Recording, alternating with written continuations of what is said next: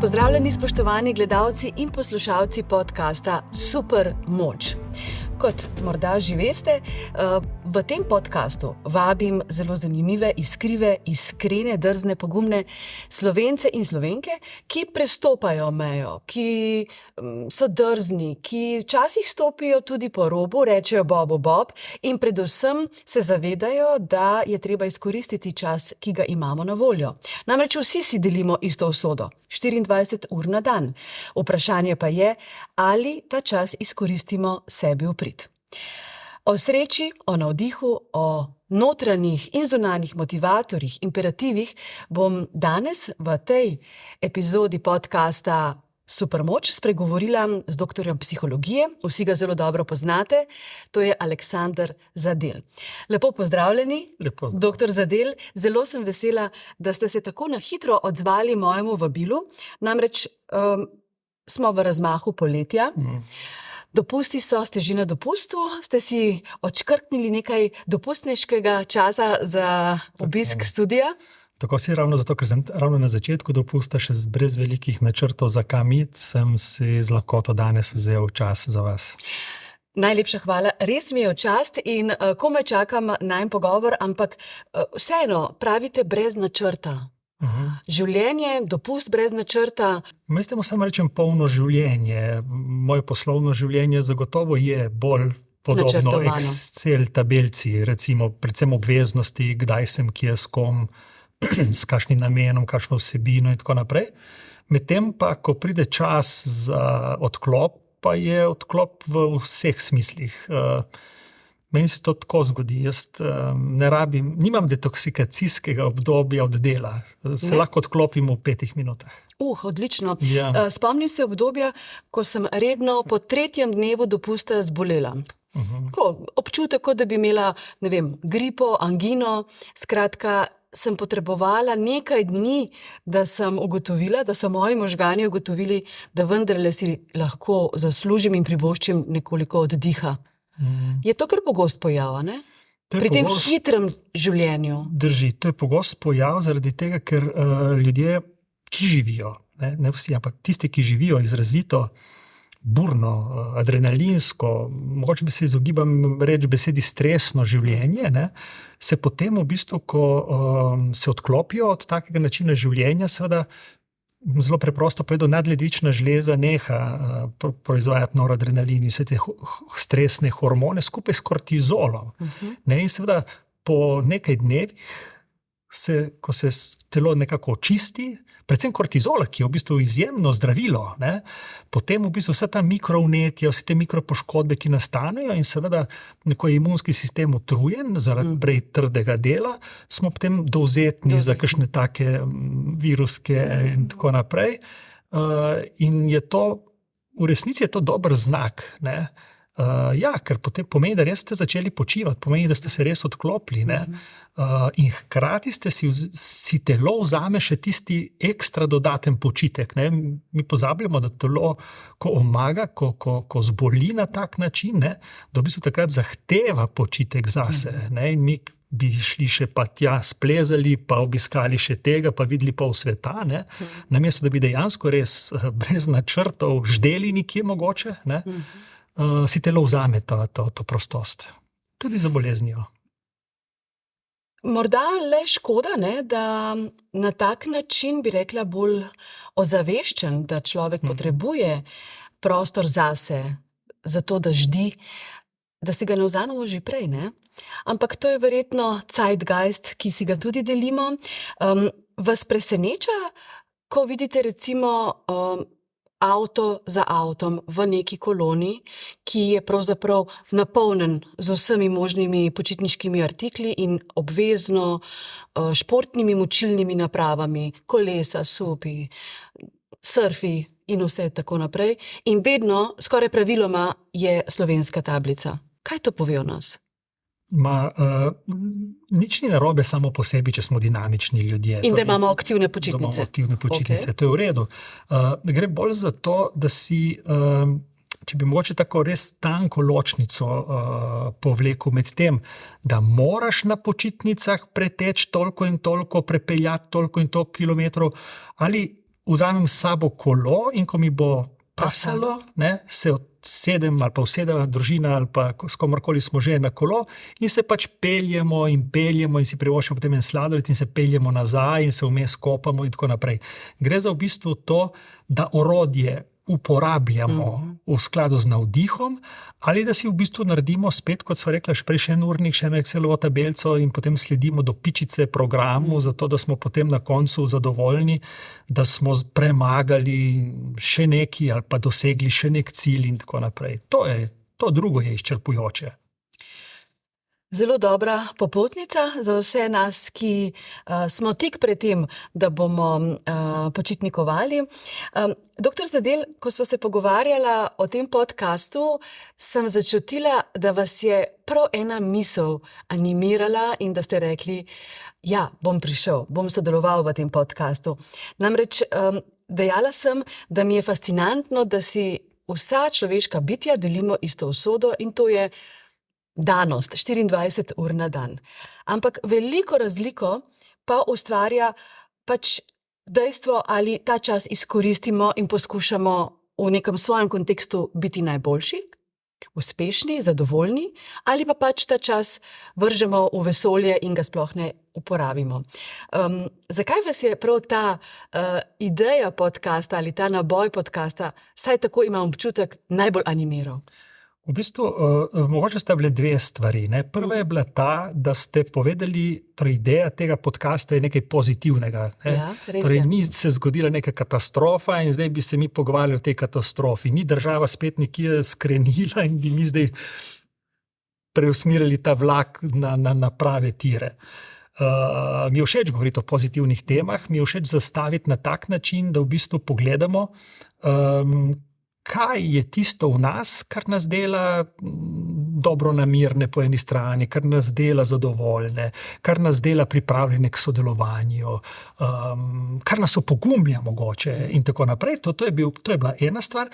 In druga stvar, ki sem takoj dobil asociacijo, ne, da je ideja, tudi naslov tega podcasta, ta super moč, ne, da je mogoče ena tema, o kateri pa jaz v bistvu se mi zdi, da tako javno ali pa osebno nisem še ali pisal ali razpravljal ali govoril in je mogoče danes prilika za to. Zato mi je šlo tako na smer. In doktor Zadel, takoj vprašanje, kater superjunak s supermočjo je vas animiral kot mladega fanta, fantiča, kot otroka? Jaz sem tretji brat po vrsti. Ne? Torej, ni bil specifičen junak, ampak v vseh pravljicah so trije bratje. In tretji je tak malo bolj tumpast, malo ga gledaš, pa ne veš, kaj bi z njim, pa zgleda tak, ne bodi ga treba, ampak na koncu on prinese očetu zdravilo, on reši princesa, on preseka zmaja na pol in to je bila moja duševna hrana pri dveh starejših bratih, da sem čakal svoj čas, ko mi jaz prinesel tisto zdravilno rožo en dan. Prav vsakega gosta vprašam, ali občuti supermoč in od kod črpa to supermoč za svoje delovanje. Praviloma odgovorijo, ne čutim, da bi imel supermoč. Mislite, da bi Američan drugače odgovoril na to vprašanje? Ne vem za Američana, vem zase. Ne? Jaz mislim, da jo imam. Ne, jaz mislim, da jo imam, sem zagotovo... Koliko zmajev ste že prerezali? Premagali? Kakšnega notranjega prej kot kakšnega zunanjega, to je dejstvo. Ne. Ko sem bil mlajši, mogoče kakšnega zunanjega, zdaj, ko starejši kot si, bolj se boriš z notranjimi zmaji. Ja, ampak ja. Zdravila pa niste prinesli samo očetu, ampak mnogim Slovencem kot doktor psihologije, kot človek, ki vedno reče Bobu Bob. Ja, to me polni, to je. No in lih tukaj od zadaj je ena zanimiva zgodba s to mojo supermočjo. Zdaj že povem, katera je. Prosim, seveda. V bistvu nisem vedel, da je ta, ampak sem odkril zadnjih nekaj let. Ljubezen. Ljubezen je moja supermoč. Jaz sem v bistvu vedno govoril, da jaz res obožujem psihologijo. Da to je neki, da je res sreča, da to lahko študiram, da delam, da proučujem, da raziskujem. To se mi je zdelo prav, da mislim, prav hvala, da sem imel to možnost. Ne. In še sem trdil, da v bistvu, ko so prihajali ljudje k meni, sem poslušal njihove usode in tako naprej, mi je zelo odgovarjalo, da sem v bistvu jih videl kot izziv.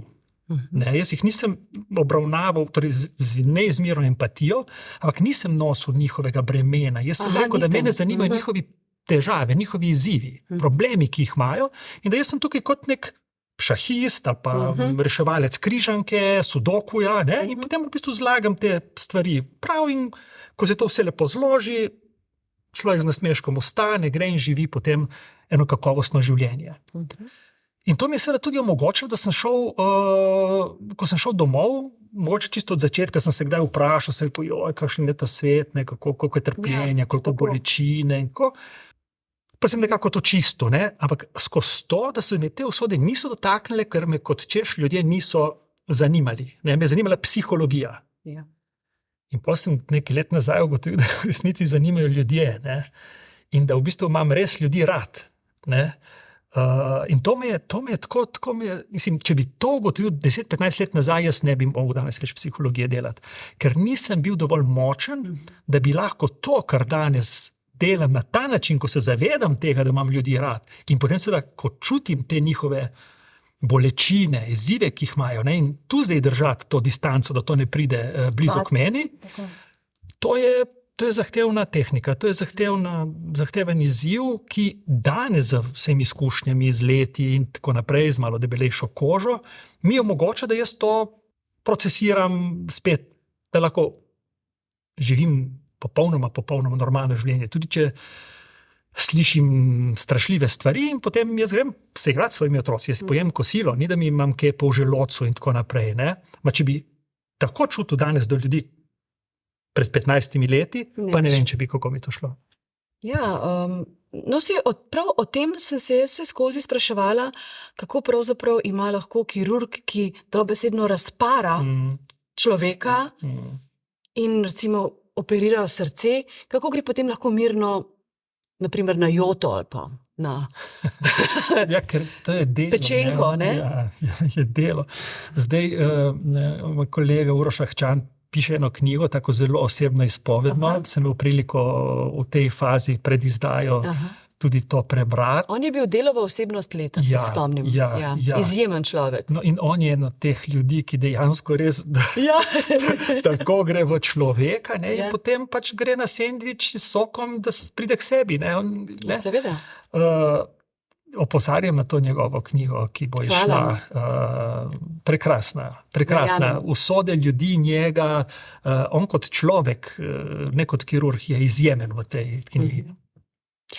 Spomnim se, ko sem z njim naredila en intervju, ko je pravzaprav svojo zgodbo pletel skozi metaforo morja, jadranja in jadrnice. Že takrat sem začutila, da je človek več kot samo zdravnik, tudi en tak poet. Tako da se veselimo, hvala lepa za to informacijo. Ampak spomnim se pa tudi mojih kolegov, verjetno ste doživeli podobno situacijo tudi vi na začetku študija medicine. Namreč moji kolegi, ki so študirali medicino, so razvili 1000 bolezni. Danes so obravnavali nizek krvni tlak, so imeli vsi nizek krvni tlak, naslednji dan že visokega, potem je bil problem žolč. Skratka, vse vrste bolezni so nekako nase. Se vam je to kdaj zgodilo? Ja, v psihologiji velja tako, da imamo diagnostični in statistični priročnik in pa mednarodno kvalifikacijo bolezni.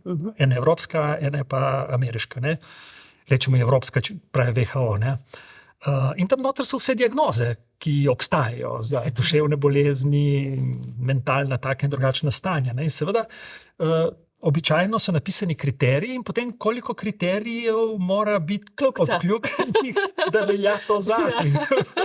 Koliko ključ ste naredili? Koliko ključ smo mi počeli. Logično, ne? Ti vidiš in tam so take stvari, ki dejansko res se najdeš, se prepoznaš. Tako da je cel hec bil, ampak seveda, dokler je človek funkcionalen, to je pa tudi seveda za druge ljudi, ne? Mi smo res posebna bitja ljudje, ne? In smo cela paleta čustev, misli, cela maurica enih kombinacij naših lastnosti, ne? In seveda določene kombinacije so lahko včasih tako, se lahko vprašamo, kaj je z nami, ne? In dejansko začutimo tudi svojo majhnost, svojo nemoč včasih, ne? A tisto, kar je dobro, ne ugotovimo, da smo še vedno funkcionalni, še vedno smo očetje, partnerji, mame, delavci, sodelavci, prijatelji in v bistvu ravno to zavedanje, ne, da kljub temu, in ta beseda je meni grozno všeč, kljub, ne ampak kljub temu, da najdemo v sebi veliko nepopolnosti, tudi šibkih plati, ne, sprejmemo sebe takega, kot smo, in živimo polno, spet kljub temu, da nismo popolni. Pravzaprav osvežujoča misel, ne? Za vse nas, tudi lepa popotnica. In ja, pred leti je bil razmah izdaj recimo knjig, študij o izgorelosti.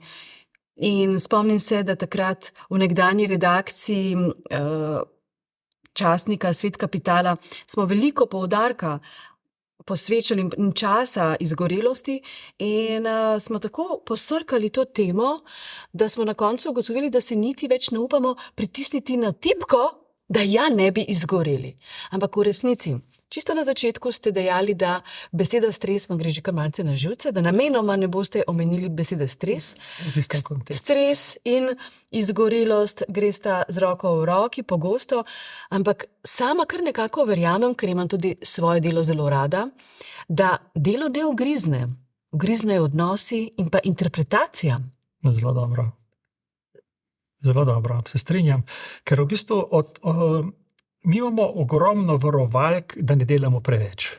Ne? Človek v bistvu, jaz vedno vprašam, lahko vi delate več, kot zmorete. Ne moramo. Ne? To pomeni, v bistvu se usedeš, se sedeš, zboliš ne nazaj, kot ste prej rekli. Ne? Problem izgorelosti je, ko mi dejansko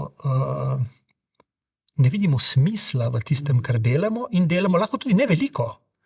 Ne? Ker v bistvu zgori lahko človek tudi, ki se ne napreza, ampak je v patoloških odnosih s svojo okolico, ne vidi smisla v tem, kar svoj zakaj počne, ne vidi izhoda iz neke navidez, lahko niti ne objektivno nevarne ali pa zahtevne profesionalne situacije, ampak se tam ne najde, se ne počuti. In potem seveda vsak dan hodi tja, vsak dan gleda na uro, kdaj bo 4 ure in tako naprej. Katastrofa. To je izčrpujoče in ljudje večinoma dejansko izgorijo takrat, kadar ne vidijo smisla v tem, kar počnejo.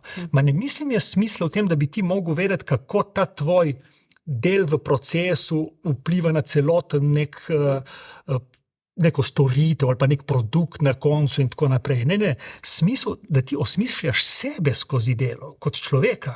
Zato sem omenil to super moč ljubezen, ne, pa bi zdaj dal v kontekst. Ne. Danes je celoten zahodni svet obseden od iskanja, da bi se ukvarjali z nečim, kar imamo radi. Ne, torej, že nabijamo te otroke od malega, najdi nekaj boš počel, kar imaš rad, šport, ki ga imaš rad, predmet, ki ga imaš rad, šolo, ki jo imaš rad in tako naprej. Ne. In v bistvu je praktično nemogoče najti. Ne, ker nas je 7,5 milijard in ni 7,5 milijard šol, ne. Razumete, ne moš najti nekaj, kar tebi paše, pa je tebi všeč. Kljub temu, da je cela paleta tega. In odgovor je paradoksalno v nas, ne.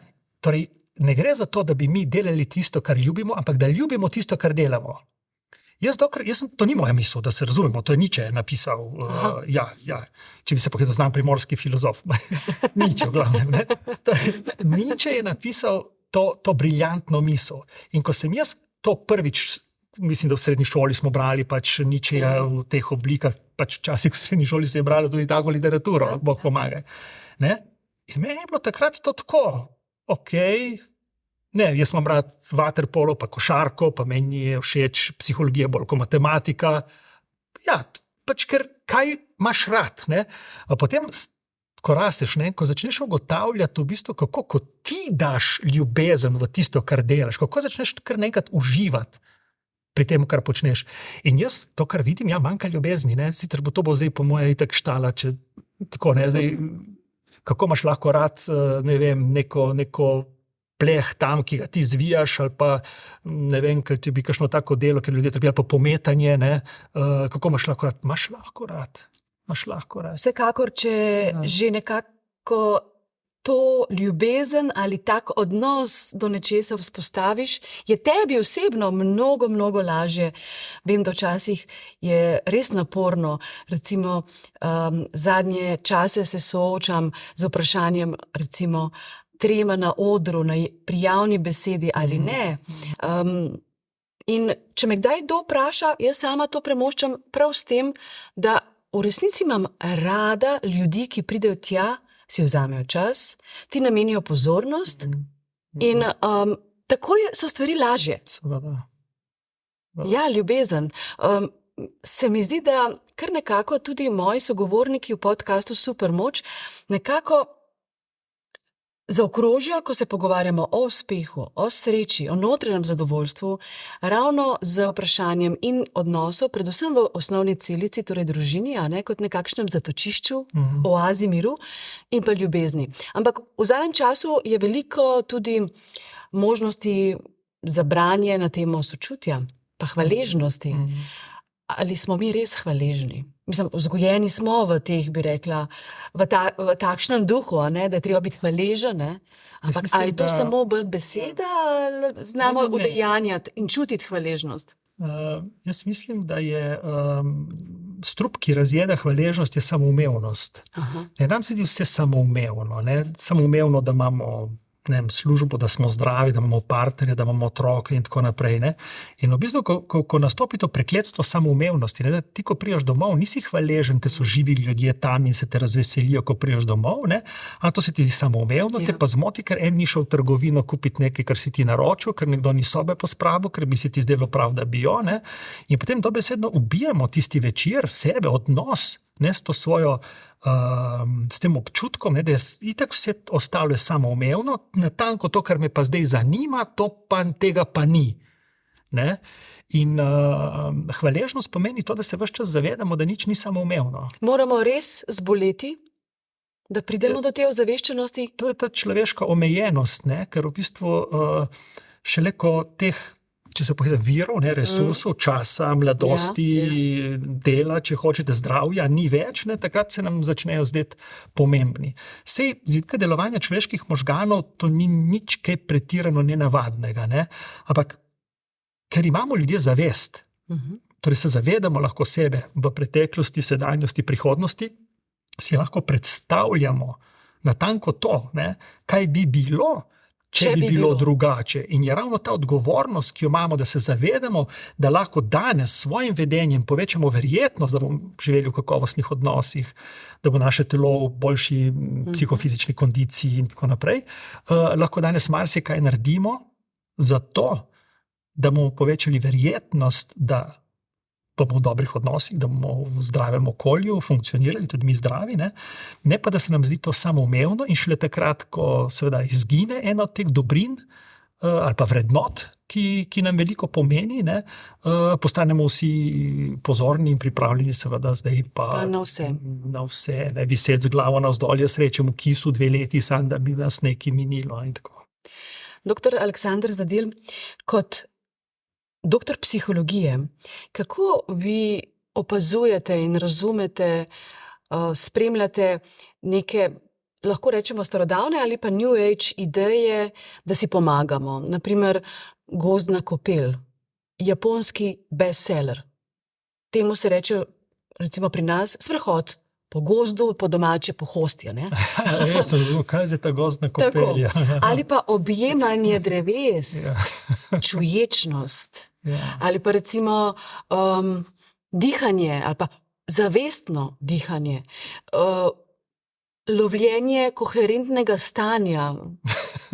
Meni se mi gre na smeh, ne, ker v bistvu mi smo prišli do točke, človek ali pa zahodni človek ne je prišel do točke, v kateri si predstavljate, se uči dihati, ne, ali pa se uči hoditi po gozdu in reči, da je to gozdna kopel in jaz sem še čakal, da bo nekdo za to zaračunal nekaj. Vse že zaračunajo. Da te pelje po gozdu, da to ni sprehod po gozdu, ampak da je to gozdna kopel. To je strašljivo. Ne? In seveda strašljivo tudi način, kako hočemo mi to izravnati. Ne? Če greš plavat, si ne moreš napačno dihati, se utopiš. Ne? To pomeni, pejdi plavat in se boš takoj naučil pravilno dihati. Ne, bomo dali drage tečaje, zato da se bomo naučili pravilno dihati. Ne? Tako da, ja, malo nam je spodmaknilo tla, jaz mislim, zahodnemu človeku. Ne? Zaradi tega, ker je fokus naš bil v storilnosti in smo merili naš ne samo uspeh, ampak tudi zadovoljstvo, srečo, dobronamernost skozi materialne kriterije. In tukaj nas je čisto povozilo. Ne? In preden bomo mi razumeli, ne, da poleg materialnih kriterijev za blagostanje človeka so ključni tudi nematerialni, če lahko tako rečem, ne, do takrat se bomo učili dihati in hoditi, nas bo nekdo peljal v gosti in rekel, da je to gozna kopel. Kateri pa so te nematerialni? Če recimo pomisliva samo na to, da je sreča precenjena, morda celo, ne vem, mogoče bi jo lahko v neki točki celo ocenili kot norost. Verjetno človek, ki je neprestano srečen, ima resne težave. A ne? Torej, verjetno želimo imeti samo notranjo umirjenost ali uravnovešenost. Veste, mi delamo bom tako rekel, po vsej verjetnosti smo veliko stvari zavozili, ker narobe prevajamo določene izraze. Recimo, obstaja najdaljša družboslovna longitudinalna študija, je Harvard Happiness Study. Ampak mi prevajamo to študija o sreči, ne o zadovoljstvu. V resnici je o zadovoljstvu, ker sreča, sam koncept sreče je imeti srečo, nekaj nepredvidenega zgodi, neko naključje in ti si za en hip srečen. Tako. In srečaš enega prijatelja. In si srečen. Ma to mine v eni sekundi. Ker poli treba iti delati naprej in tako naprej. Ne, tudi si srečen, ko ne vem, diplomiraš, si srečen, sem diplomiral, imam diplomo in kaj zdaj, treba delati, najti službo in tako naprej. Ne. Je pa zadovoljstvo neka druga stvar. Ne. Zadovoljstvo je pa tisti občutek, ki pa je lahko trajen. Ne, je lahko trajen in je dejansko tista najpomembnejša informacija, da smo v življenju dobro, ali pa da delamo prav, ali pa da smo v dobrih odnosih, da smo uspešni, torej zadovoljstvo. Ne? In seveda, če bi vprašali ljudi, ki so bili v to študijo vključeni, so jih vprašali seveda, ker so začeli se v 30 letih prejšnjega stoletja, to pomeni 100 let stara študija, to pomeni, da so vnuki, pravnuki so že od tistih ljudi, ki so bili vključeni. Ja. In seveda, v 70 letih, pa 80 letih, ko smo mi študirali, ko smo prve te rezultate, ko je bila še 60 let, 70 let ta študija, ko so ti začeli umirati, ki so bili vključeni v študijo, so jih vprašali, kaj pa je bilo ključna stvar v življenju, zaradi katere je ta happiness, torej zadovoljstvo prisoten. Ja. In seveda so bili odnosi. In potem s kom odnosi? S partnerjem, niti ne z družino, niti ne z otroci, niti s tvojimi starši, s partnerjem. In potem dolgo nič. Ne sreča s partnerjem, vsak ima partnerja, ki ga je imel ali pa ga ima, ne ve, da od prvega dne do danes ni sama sreča. Je veliko enih stvari, pestrih čustev. Samo je pa eno zadovoljstvo, da imaš človeka, s katerim živiš, ki mu zaupaš, ki veš, da bo tam, bom rekel, za vsak slučaj, ali pa ko bo hudo, ali pa ko boš rabil čaj, ti ga bo z veseljem prinesel, pa mu boš z vsem srcem pomagal. To notranje zadovoljstvo, ta povezanost. In zato danes, ko recimo jaz predavam staršem, ki imajo otroke, ne? Jaz že toliko časa delam, da lahko rečem prej pa pol. Ne? Torej, v začetku 90 let si vprašal starše, kaj si vi najbolj želite za svoje otroke v življenju? Zakaj je bil prvi odgovor tako? Da bodo izobraženi. Zdravi. Ali pa zdravi, sigurno zdravi. Prvo je bilo zdravi. Tako zdravi, jasno. Da bojo zdravi. Ja, tako. Leta 2020 in naprej, kaj si že najbolj želite za svoje otroke? Da bi bili v življenju srečni. Srečni. Tako, srečni. No, in seveda 30 let je vmes med tem, so začeli, seveda štartajo starši, že nekaj, tudi 10 let, na to, da so otroci srečni, zadovoljni, niti ne, srečni. Mora biti srečen. Pa vsi citirajo tega Johna Lennona, ki ga učiteljica vpraša, kaj bo, ko bo velik, in on je rekel, da bo srečen, nisi razumel vprašanja, bili se zamejali odgovora. To je balalajka. Da bi Johna Lennona nekdo vprašal pri 30-40 letih, a je srečen v življenju, jaz ne vem, če je bil srečen. Po njegovi poeziji, po intervjujih, po tem, kar je delal, kar je govoril, proti čemu se je boril za ta mir na svetu, kaj sta z Yoko Ono delala in tako naprej. Prav, da bi on pokal od neke sreče, ni, ampak je pa zadovoljstvo. Razumete, jaz nisem srečen, ko prej mi službe sem delal z nekom, ki je izgubil otroka, ženo, celo družino in je ostal sam. Ma sem zadovoljen, da lahko delam to delo, da imam blagoslov, da pridejo ljudje k meni, ki ne ve več kam na svetu iti, in pridejo k meni. Si predstavljate, da sem srečen. Sem srečen, bi bilo čudno, ne? In tudi človek, ki gre od mene, ni srečen. Ma je zadovoljstvo, da je v življenju najdel sogovornika, da je v življenju najdel nek smisel, da je začel oblikovati svojo pot, kljub temu, da se je vse slabo zgrnilo nad njega. Ne? To je to zadovoljstvo. In o tem se ne... To za medije ni zanimivo, seveda bo sreča, ne? Luka Dončić je srečen, Pogačar je srečen, Roglič je srečen, vsi so zdaj neki srečni, ne? Zadovoljstvo je, kad si zadovoljen, da je tam... Ampak jaz pa vseeno čutim, da obstaja neka že kritična masa ljudi, Slovencev, ki že razmišljajo in že grejo stran od teh negativnih informacij, toksičnih in se predajajo tem, bi rekla, zgodbam s pozitivnim nabojem. Nismo pa še prišli do točke, da bi ugotovili, kako blagodejno je lenarjenje. Ali je res? Ali notranje uravnovešen človek, oziroma ali notranje neuravnovešen človek, nemiren človek, nemiren duh, lahko lenari? Bom rabil 1 minuto, pa bom to z velikim veseljem razložil, ker se mi zdi, to je zelo pomembna stvar, da razumemo, kaj je to lenarjenje v primerjavi s počitkom. Aha, ok. Ne? Ne tako, da ždimo, da nam je dolg čas. To je drugo, ždenje je super. Ok. Bom razložil. Ok. Lejte, vse, kar počnemo zato, da bi se prej dobro počutili. Ne?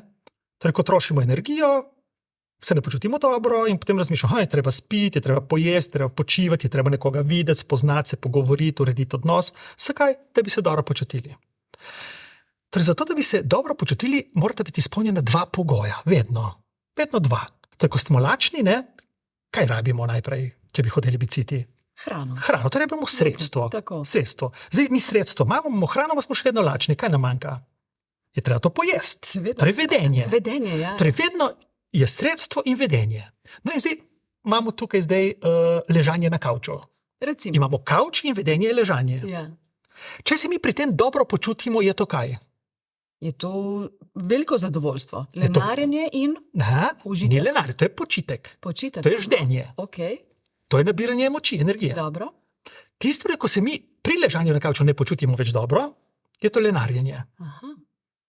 Ne? Torej, vedno je testa, torej, ko mi ležimo, samo 2 vrsti besed. Imamo lenarjenje, ki ima ta negativen konotacijo in priznok. Imamo ždenje, počitek, križanje, ustvarjalno bluzenje ali karkoli že. Ne? Torej, dokler se mi pri tem dobro počutimo. In tudi, zdaj, če poslušajo starši, ki imajo pubertetnike, ne, v puberteti je sploh ta potreba po ždenju strašljivo neverjetna.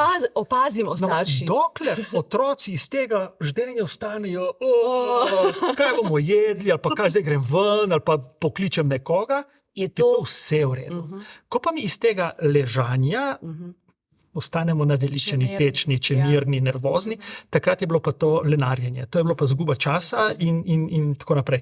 Tako da, počitek je vedno takrat, kadar se mi dobro počutimo in v bistvu celo narašča iz utrujenosti, ko pridobivamo energijo, ne, v bistvu narašča to zadovoljstvo ob tem počitku. Ne.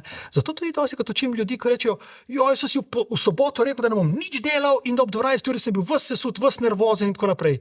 Ja, zaradi tega, ker ne moreš ti vnaprej vedeti, skoraj nikoli, koliko boš potreboval, da se boš odpočil, regeneriral in tako naprej. Ampak tisti trenutek, to je isto kot voda, ne? Če sem pa spil 4 litre vode, sem pa res odžel za naprej pa za nazaj. Ja, po pol litra ti ne gre več, ne? Se ti telo sporoči. S čim? Z tem, kako se počutiš. Ja, torej, če bomo sledili temu, kako se počutimo in seveda pravilno odgovori na svoje občutke, svojimi odločitvami, svojimi izbirami, bomo prijeli življenje dosti bolj suvereno v svoje roke. Doktor Aleksander Zadel, večkrat sva omenila ljubezen. Ja. Vi skozi svojo kariero svetujete, intenzivno svetujete, pomagate tudi poslovni srednji. Ja, to je v bistvu temelj zdaj. Temelj vaše kariere. Dela, ja. Tako. Pa me zanima, kako pravzaprav vi poveste sodobnemu poslovnežu, nabritemu, drznemu, pogumnemu, ki vidi pravzaprav samo rast, dobičke in tako naprej, da naj vendarle vklopi srce in naj izhaja iz ljubezni. Ne na tak način. Ne na tak način. V bistvu je proces. Gre za proces. Gre tudi za ljubezen pri taki zgodbi? Zagotovo. Jaz vidim ljudi, ki... Ali bi pri njih kakšne druge motivatorje izpostavili? So različni, torej ljudje imamo različna gibala, različne stvari, ki nas spravijo v gibanje. Razloge, zakaj, če jaz rad rečem, dvignemo rit in gremo nekaj zahtevnega ali pa kaj česarkoli početi. Tisto, kar me navdušuje, je to, da ko videvam ljudi stare 60-70 let, še vedno delajo, ali so to njihova podjetja, ali so kje zaposleni, ali imajo hobije in tako naprej, so med njimi polno zadovoljni. Ne? Ljudje, predvsem tisti, ki so ugotovili, da se dobro počutijo v odnosih in da je ta hvaležnost, ki ste jo omenila prej, ključna za to, da se oni imajo dobro. Ne? Mogoče mlajšim ljudem to manjka, ne? Da v bistvu so bili vzgojeni, so odraščali v prepričanju, da delajo dobro za njih in potem se da pozabiš na druge. Ne? Torej, bodi to, kar si, realiziraj se, uresniči svoje sanje. To, kar nabijamo majhnim otrokom v glavo, v šolah, točke, zdaj so se vpisovali, zdaj celo danes v vašem časopisu sem prebral vodnik o točkah in tako naprej. Ne? Katastrofa, če me ne vprašate, v bistvu, kakšna bremena imajo danes 13-14-letni otroci na koncu osnovne šole, pa 18-letniki na koncu srednje šole, pri tem, ko se vpisujejo naprej. Je zanimivo, da še vedno to čutimo kot breme, ko pa vidimo pravzaprav, meni se zdi to zelo vsebujoče, ne? Ko sem jaz šla študirati, pravzaprav si bil lahko ugleden državljan, če si bil zdravnik, pravnik, ne, recimo novinar, urednik in tako naprej, nekaj takega res visoko letečega. Ne? Danes družba spet spoštuje mizarja, dobrega frizerja, ga tudi plača, dobro kuharico. Razširili smo to paleto poklicov in ni potrebno iti vedno na te najvišje točke. Malo se bojim, da to ne izvira, da to ni spoštovanje od zadaj, ampak je naša potreba po teh poklicih in potem v bistvu smo prijazni do njih, da bi dobili te usluge. Ne? Kdaj bomo začeli medicinske sestre spoštovati? Ne? In tako naprej, dokaj z gasilci nimamo takih težav. Če se vrnem na tisto prejšnjo zgodbo s temi menedžerji in z ljubeznijo in tako naprej, pa z otroki, ne? Gre za to, da v bistvu imamo danes ljudi, ki dejansko so prepričani, da so oni alfa, začetek in konec vsega. Ne? In to je množica teh nesrečnih ljudi, ki delajo sebi, hkrati tudi svoji okolici neznansko škode. Ne? Ker njihov, bom rekel, materialni pogled na svet z vidika, bom rekel, teh večinoma seveda finančnih kazalcev uspešnosti njihovega delovanja, nujno zanemari to človeško plat. Nujno. Ne? In tukaj v bistvu se veliko ljudi izgubi. Ne? In zato pravim, vidim zadovoljne ljudi, ki premagajo, ki so tudi uspešni, ki tudi imajo vse materialne neke, bom rekel, stvari, ki so zelo, zelo, zelo dobre, pomembne ali pa ne vem za koga, nenadomestljive, ne? Hkrati notranji mir, zadovoljstvo v duši, nasmeh na ustnicah in tako naprej. Ne? Zakaj? Ker so ugotovili, da v bistvu brez drugih ljudi niso nič. Ne? Brez drugih ljudi nismo nič. In trije klicaji. Ni več njih, da to več njih. Ne? Prav, če se zdaj vrneva nazaj na te, na to, kaj lahko mogoče narediva, ali pa naredimo, kaj lahko kot ljudje naredimo, je to opozorilo, jaz ko delam pač coaching recimo, ali pa te delavnice in tako naprej, ne se vedno vprašamo, jaz rečem evolucijska vprašanja, ne, ali človek tak kot je, ne, lahko preživi sam zase v svetu takem kot je svet in ne more, ne, lahko preživimo samo s sodelovanjem. Tega, kako ti sodeluješ, in pa se ljudje naštevajo, kako sodelujejo, in to ni sodelovanje, če ti priješ na nek sestanek in nekaj poveš, ali pa zahtevaš nekaj od enih ljudi. Ne? Kako sodeluješ v smislu skupnosti, v smislu skupnega sokreiranja, soustvarjanja, soodgovornosti. Ta beseda je tukaj zelo pomembna, pri vseh teh potem ostalih korenih besed. Ne? Kako sobivaš, na kakšen način pokažeš, da so ti ljudje pomembni. Ne? Jaz imamo piknik 3-krat na leto, to ni to. Vstajam brez besed, kot običajno, ko se pogovarjam z vami. Pa vendarle, res bi bilo lepo, da bi zaključila z besedo ljubezen. Ampak morda pa nama vendarle uspe. Čeprav vas bom vprašala, kaj menite o tezah ali idejah, ki jih sporoča profesor, ugledni profesor, sama ga izjemno spoštujem, iz ekonomske fakultete, ko analizira ljudi na vodstvenih položajih in jih pravzaprav tudi označuje kot narcisoidne osebnosti, psihopatske osebnosti in tako naprej. Kaj vi kot doktor psihologije menite o teh tezah? Ali res mora človek imeti kanček teh patologij v sebi, da zdrži ta vrh, te prešarje zelo odgovornih pozicij, najvidnejših pozicij? Ne, niti slučajno. Samo najbolj vidni so ti ljudje, zaradi tega, ker so glasni. Ne? Že prej ste rekli, da veliko Slovencev v zahodnem svetu so jim pomembni odnosi, se začnejo ustavljati, se posvetijo sebi in okolici, ampak oni niso glasni, oni ne točijo na škatle, da jih je vse povsod slišati. Ne? Torej, ljudje, ki so grobi, arogantni, žaljivi, zgleda, da jih je vse polno. Ne? Samo bolj glasni so, zato zgleda, da jih je toliko. Ne? Jaz sem pred nekaj leti sem se pripravljal za eno predavanje in sem pogledal, in vi, če pogledate danes najbogatejša podjetja ali pa največ vredna podjetja na svetu, boste najdli voditelje, ki so tako v skladu z tistim prepričanjem, kot ta raziskovalec ugotavlja. Ne?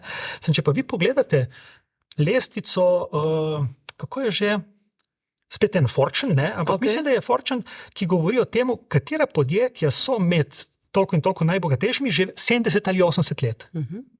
Pa se slika spremeni čisto na glavo. Ne? To so velikanske multinacionalke, ampak so družinska podjetja, tam še vedno, 80 let star dedek pride, pa reče, Mary, ti prinesem eno kavo, kako je pa kaj tvoj otrok, na katero šolo se bo polno upisal. Ne? In v bistvu niso najdražje danes na svetu, niso vredna 1000 milijard kot neke, ali pa kaj sem, katera ta podjetja. Ne? So pa dolgo živa. Ampak so dolgo živa in funkcionirajo, ima 40-50 tisoč zaposlenih. Ne? In se predstavljate, na koliko ljudi neposredno vplivajo. Ne? Če ima vsak ta še enega, 2-3 doma, vplivajo na ogromne količine ljudi na izrazito pozitiven način. Niso pa v novicah, niso, bom rekel, v tistih bold tisku, temnem, mastnem tisku na prvi strani, ker se je zgodila neka afera, ker so hoteli neki prodati, neki kupiti, neki obrniti in se jim ni posrečilo in tako naprej. Ne? Tako da, daleč od tega, slovenska podjetja vodijo čudoviti ljudje. Čudoviti ljudje, prekrasni ljudje. Upam, da naju bodo vsi zelo čudni.